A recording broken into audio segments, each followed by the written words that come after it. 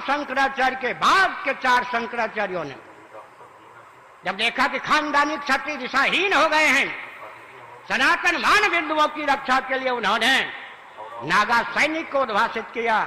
मैं बड़े लाड़ प्यार से अपनत से पूछना चाहता हूं, वो नागा सैनिक अपने लक्ष्य पर अडिग हैं, करोड़ों किलोमीटर दूर भटक गए, बहुत दूर चले गए। अब भटकने का ज्ञान होने पर भी सही मार्ग पर आना नहीं चाहते। एक हमारे सैनिक कम खानदानी क्षत्रिय तो दिशाहीन हो गए, वैकल्पिक क्षत्रिय के रूप में मान 4 शंकराचार्यों ने अखाड़ा परिषद नागा सैनिक को उद्भाषित किया। आज नागा सैनिक हैं लक्ष्य से सुदूर। 300 वर्ष पहले मान्य गुरु गोविंद सिंह जी ने हिंदू धर्म की रक्षा के लिए खालसा पंथ बनाया। आज लाखों की संख्या में विश्व में सिख हैं, सैनिक हैं, लेकिन सनातन मान बिंदु की रक्षा के लिए नहीं है। दूसरे सैनिक भी हमारे साथ नहीं। तीसरे सैनिक हेडगेवार जी ने आरएसएस को ख्यापित किया, एक दल का प्रचारक बन के आरएसएस रह गया। तीनों सैनिक रहने पर भी हमारे किस काम के? सनातन मान बिंदु की रक्षा के लिए तीनों सैनिकों में किस सैनिक का उपयोग और विनियोग हो रहा है? मैं क्रांतिकारी दृष्टि से बोलता हूं। और अंत में सज्जनों, 2 चाहिए, एक स्वस्थ मार्गदर्शन, दूसरा सेना सैनिक। नीचे से लीजिए समर्थ रामदास तो शिवाजी, दोनों चाहिए या नहीं?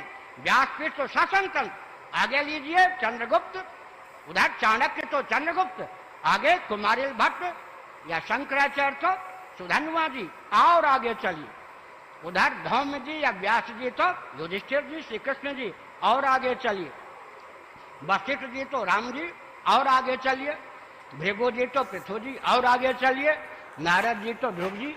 दूसरा कहाँ है?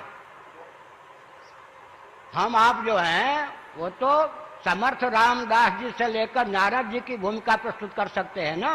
दूसरे की कमी दूर कीजिए ना। हम अहिंसा के पक्षधर हैं, लेकिन बौद्धों की झूठी अहिंसा ने देश को गर्त में डाल दिया।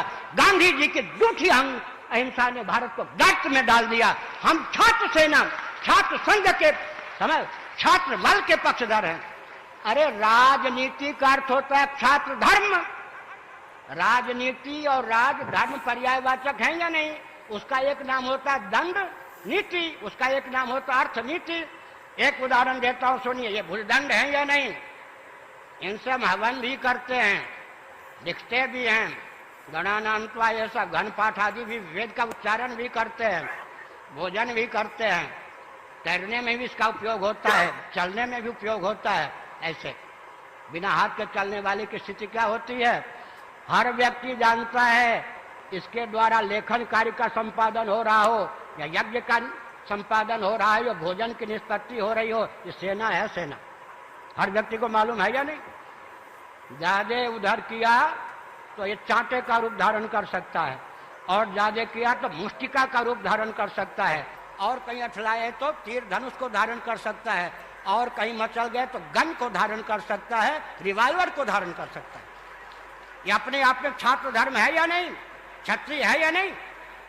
गाढ़ी नींद में बुद्धि सो जाती है, बुद्धिपूर्वक अज्ञान का प्रश्न ही नहीं उठता। लेकिन मच्छर काटने आ जाए तो छात्र धर्म का निर्वाह करने के लिए भूलदंड अपने आप उठता है या नहीं? परंपरा प्राप्त निसर्ग सिद्ध संस्कार संवेद या भूलदंड अपने आप पहुंच जाता है। मच्छर चपेट में आ जाए तो उसका कचूमर निकल जाता है, और भाग जाए तो कम से कम इसके द्वारा खुजला लेते हैं। छात्र धर्म चाहिए। राजस्थानियों, महाराणा प्रताप का आदर्श चाहिए।